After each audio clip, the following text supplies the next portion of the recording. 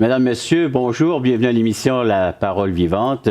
Permettez-moi de prendre un petit instant en début de cette émission pour vous remercier d'être de plus en plus nombreux à l'écoute de ces émissions au quotidien, l'émission Parole vivante, devant votre petit téléviseur. Également de nous télécharger, car on atteint les 17 000 téléchargements par mois concernant nos émissions sur toutchrétien.com et espoir.ca, nos sites Internet. Et merci de nous écrire, parce qu'aujourd'hui, on va pouvoir répondre à quelques-unes de vos questions, entre autres dont vous allez répondre, chers amis. Tu viens de nous les dire d'avance, par exemple. C'est un quiz. Oui, c'est pour la fin de cette demi-heure, alors je vous réserve la surprise. Okay. Jeff, tu es prêt? Pour, donc, Jean chapitre 11. Oui, on poursuit dans chapitre 11 où le Seigneur va manifester qu'il, non seulement il donne la vie, mais il est lui-même la vie. Et donc, il va faire une démonstration encore. Jean-Pierre, toi, tu vas nous introduire le chapitre, le mettre dans son contexte. Oui, avec grand plaisir. Pas maintenant, mais dans les prochains instants. Vous êtes en forme? Vous êtes prêts? Ah oui, on est boosté. Oui. Et vous êtes prêts à entendre et à écouter ces enseignements de la parole de Dieu? Le thème d'aujourd'hui, c'est est-ce qu'on rénove ou bien si on recommence tout à fait à neuf? C'est le thème que nous aborderons aujourd'hui à l'émission La Parole vivante.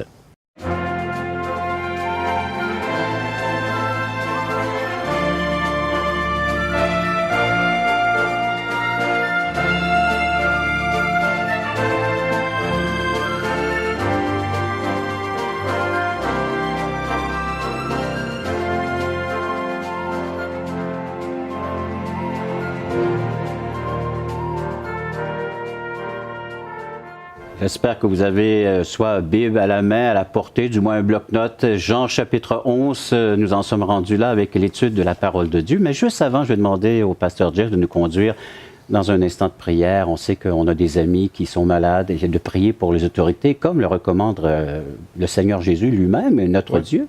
Exactement. Alors, si tu veux nous conduire dans cet instant de prière. Plaisir. Seigneur, merci pour cette grâce de pouvoir te demander que tu puisses bénir nos autorités civiles afin qu'on puisse mener une vie paisible et tranquille en toute piété devant toi, Seigneur. Merci aussi de t'occuper de nos amis, de nos proches qui sont affligés par la maladie.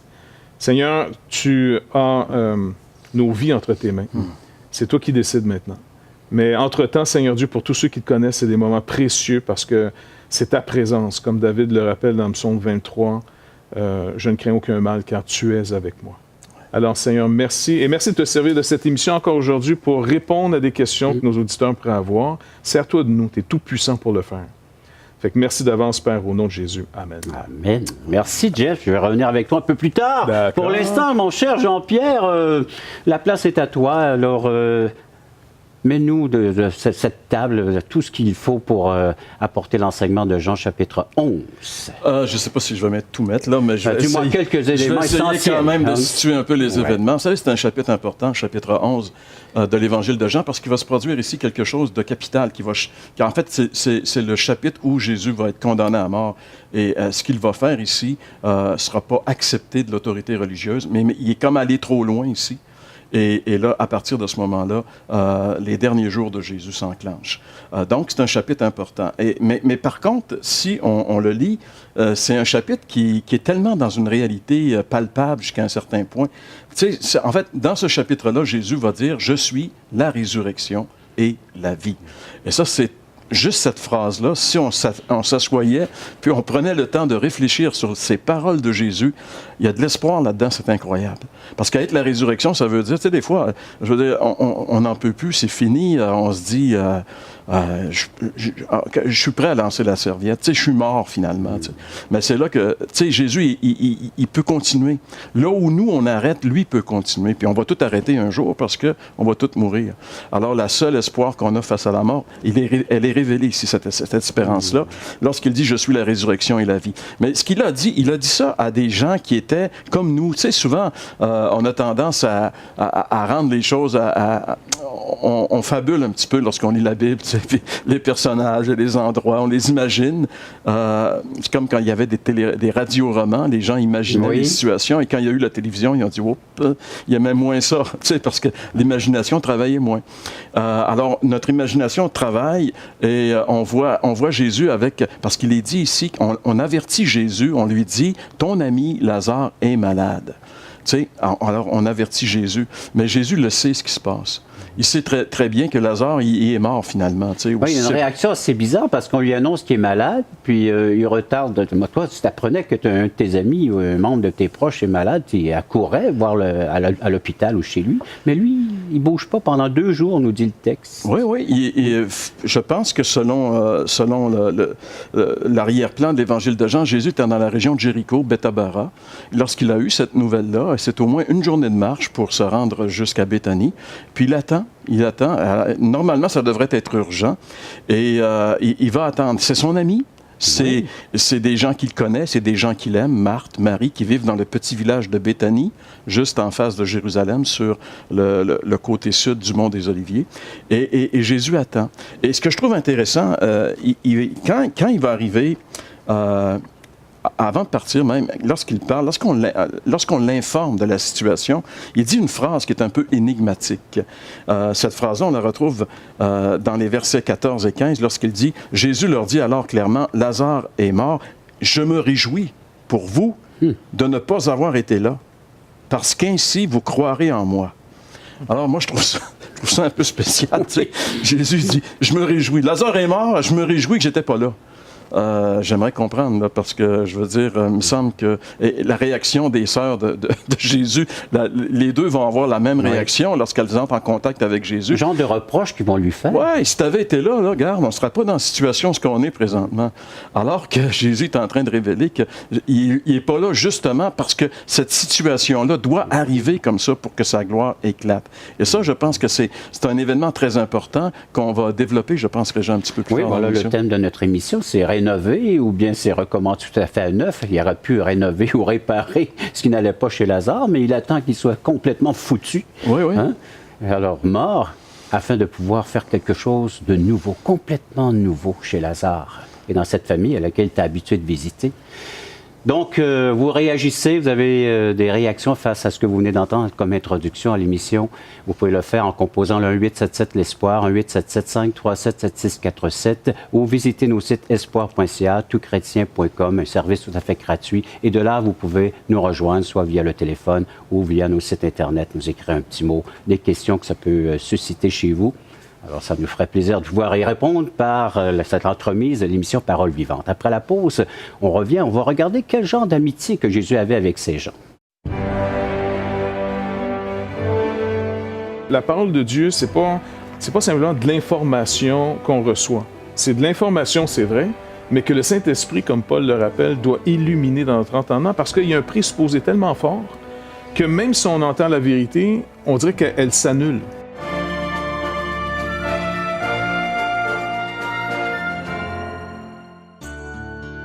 Vous êtes invité à assister à l'un de nos merveilleux déjeuners de l'espoir. Un déjeuner causerie gratuit partout au Québec. Vous pourrez y entendre le témoignage de vie transformée par l'amour de Dieu. Pour connaître et savoir où ont lieu ces déjeuners, appelez-nous maintenant en composant le 1-877-l'Espoir. 1-877-537-7647. Ces déjeuners sont offerts gratuitement. Bienvenue à tous!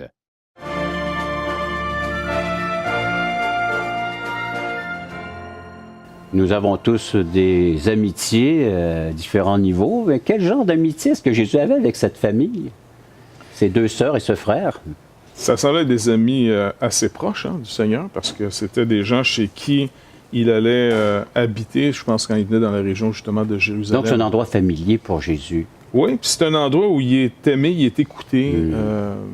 Oui, puis ça nous montre aussi cet aspect de l'humanité du Seigneur. Oui, oui. C'est vraiment une vraie personne. Et puis quand il s'est fait homme, parce qu'on n'oublie pas ce fameux mystère de l'incarnation, Dieu s'est fait chair, il est vraiment venu habiter au milieu de nous, il est venu comme un vrai être humain, non pas comme un Dieu déguisé, mais comme un être humain, 100% être humain, tout en demeurant 100% Dieu. On pourrait l'idéaliser. Jésus, c'est Dieu manifesté en chair, donc il n'y a pas besoin d'amis. C'est tellement important pour l'être humain d'avoir des amis. Ouais. Quand on est petit à l'école, on va avoir des amis, on fait des amis, puis on découvre l'importance de l'amitié. C'est vital pour l'être humain. Et on voit ici que Jésus avait cette relation avec certaines personnes. Il y avait une belle relation d'amitié. Et Mais ça soulève aussi une autre question, c'est que Jésus, en réalité, il n'y avait pas de pied à terre à Jérusalem. Quand il venait là, tu sais, on voit dans les évangiles, ou bien il allait coucher et être mangé chez ces gens-là, ou des fois, il passait la nuit dans le jardin de Gethsémani ou dans la montagne des Oliviers. Par contre, il connaissait des gens aussi, parce que quand il dit au gars, va là, puis tu vas trouver quelqu'un qui porte une cruche, puis il dit que le maître a besoin de cette place-là, il y avait comme un pouvoir. Tu sais, il aurait pu avoir ce qu'il voulait à Jérusalem.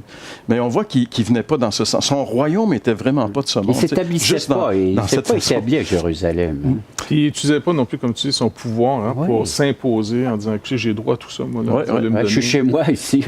Comme souvent les grands de ce monde font. Oui. Ils peuvent arriver, ils exproprient des terres, ils vont prendre aux noms qui sont les plus grands, sont les puissants. Mais pas Jésus. Non, hein? Donc, je veux dire, sa relation avec ses amis démontre son humanité. Mais ce qu'il va faire, là, ça démontre aussi sa divinité. On voit que Jésus est un être vraiment différent, à la fois 100% Dieu, 100% homme dans la même personne. Et cet événement, ce qui va arriver, Jésus le dit ici dans ce verset, lorsqu'il dit « Je me réjouis pour vous de ne pas avoir été là, ainsi vous croirez en moi ». Donc, il va faire quelque chose qui devrait normalement susciter la foi chez les gens qui le suivent depuis un bon bout de temps. Oui, parce que là, comme tu le soulignes, il parle de ses disciples. Oui, oui.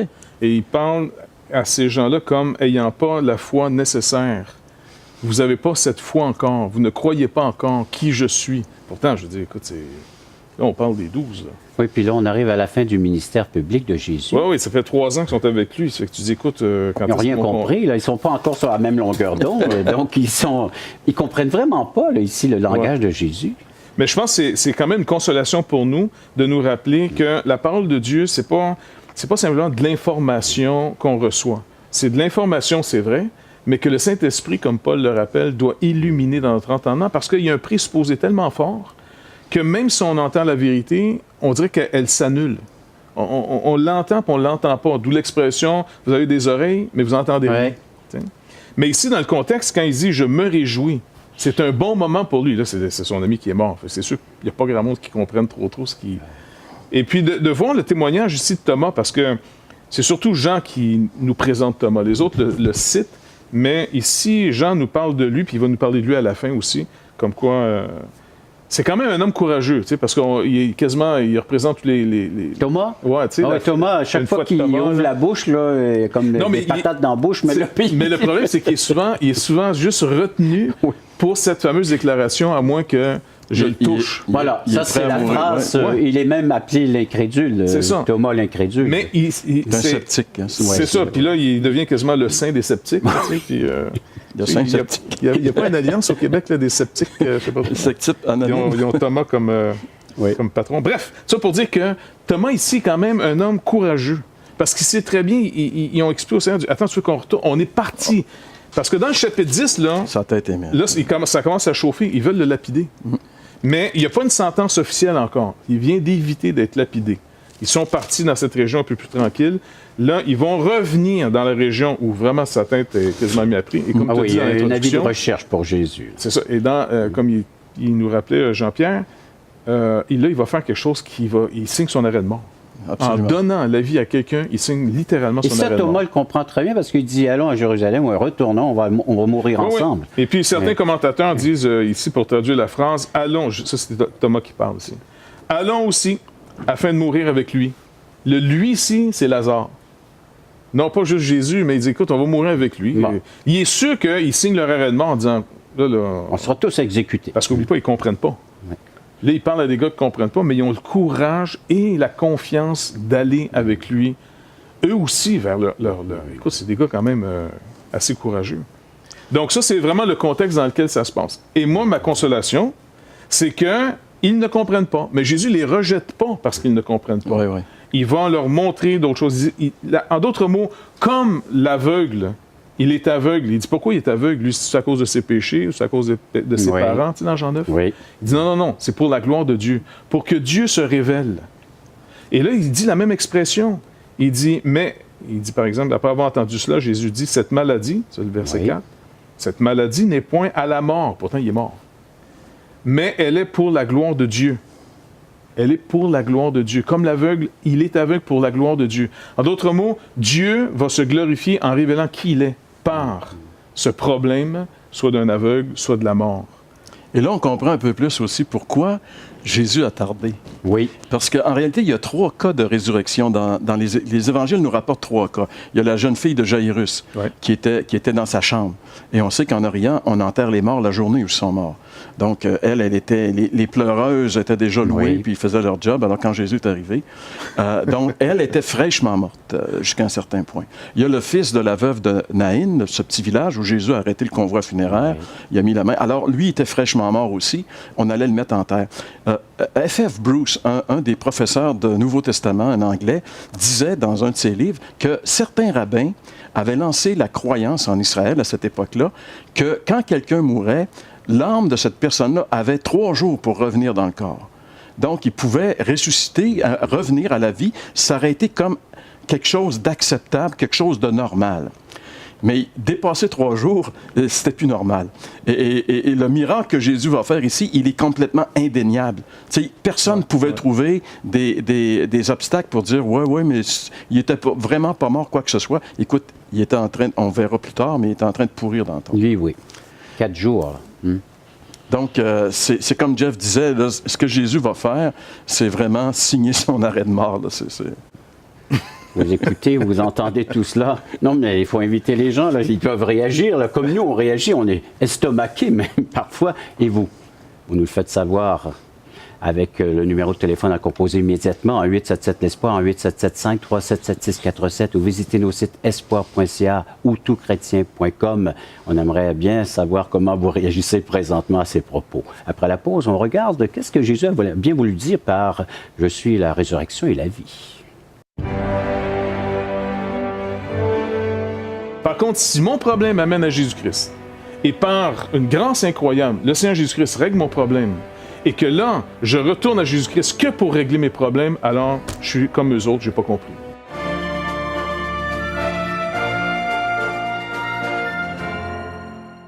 Nous vous invitons à nous contacter pour recevoir gratuitement de la littérature.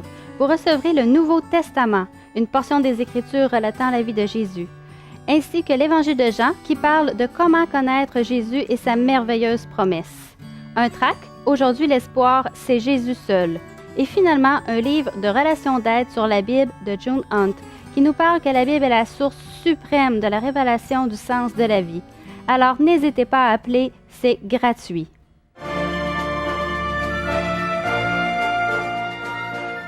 Alors oui, j'entends la question des gens, là, comment ils ont réagi au propos de Jean-Pierre, c'est que oui, il y a des gens cliniquement morts, puis ils reviennent à la vie, puis ils nous parlent de leur expérience, le tunnel, la lumière, puis mais que penser de tout cela, là, de ce Jésus-Christ qui est vraiment face ici à une situation là, qui Mais comme à le chaque pousse à époque. l'extrême. Là. Exactement, Là, mais comme à chaque époque, comme tu le rappelles, il y a des gens frôlent la mort ou s'approchent à un point tel qu'on les a déclarés, par exemple, nous aujourd'hui, cliniquement morts, mais souvent qui peuvent être ramenés.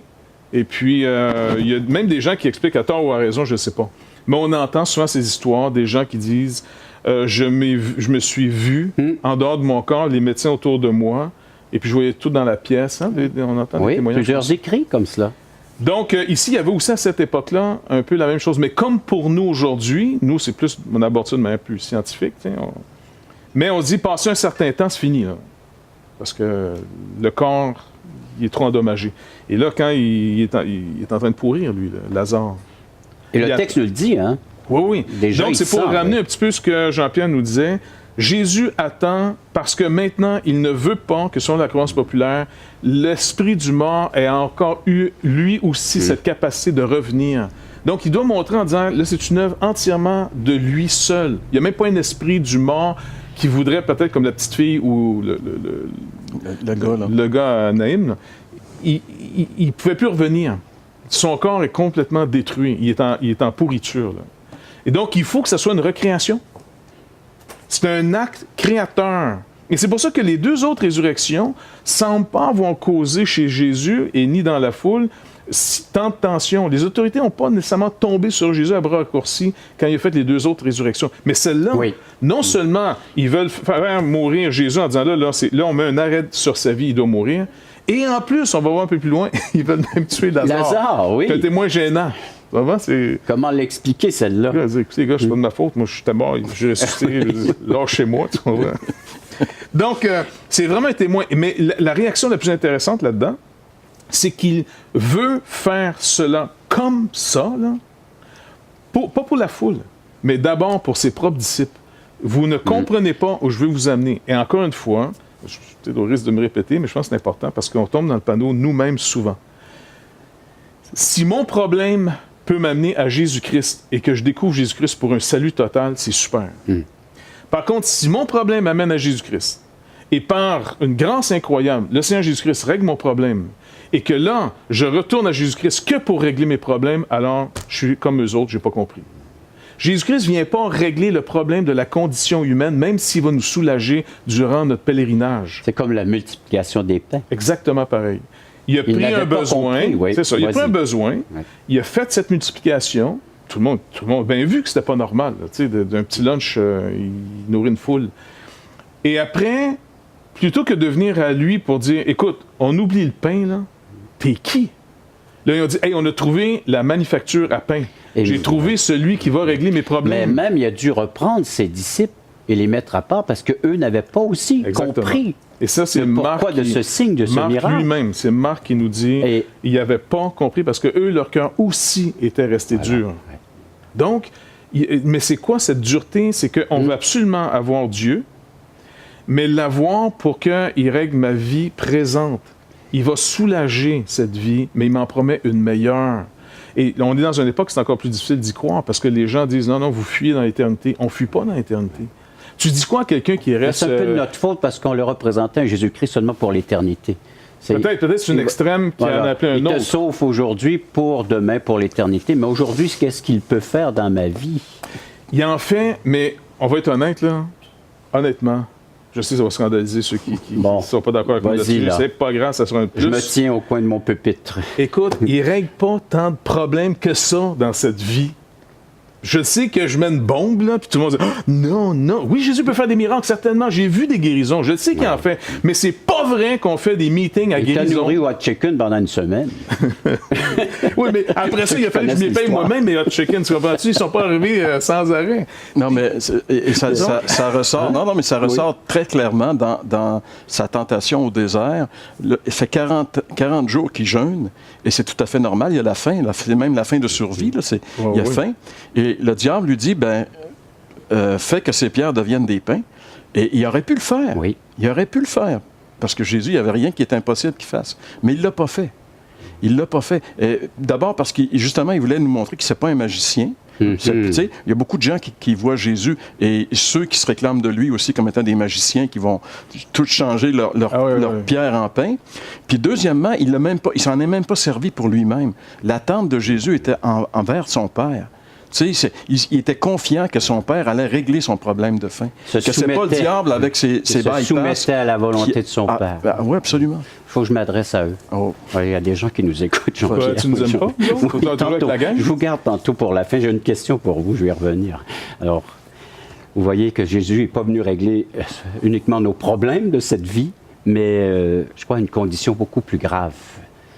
On va regarder dans les prochaines minutes. Pour l'instant, appelez-nous à 1-877-l'Espoir, 1-877-537-7647 ou visitez nos sites espoir.ca, toutchrétien.com. Ça nous ferait plaisir de pouvoir vous répondre après la pause. Votre question. S'il n'est pas ressuscité, ben écoute... On se ment en soi-même, on ment tout le monde. Exactement. On est en train de jouer la plus belle pièce de...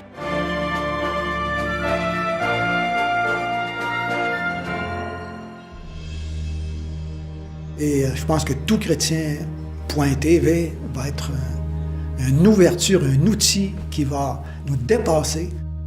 Et tous les espoirs sont permis. Toutchrétien.com est donc là pour rester et grandir. Ce grand portail constitue en lui-même une plateforme unique d'études et d'échanges entre les chrétiens du Canada francophone et de la francophonie tout entière. Toutchrétien.com, un vecteur d'évangélisation unique au service de l'Église de Jésus-Christ. Pour les gens qui ont envie de vivre une relation avec Jésus-Christ, je crois que là, ils vont trouver quelque chose qui ressemble à leur temps et qui répond à des besoins de tous les membres de leur famille.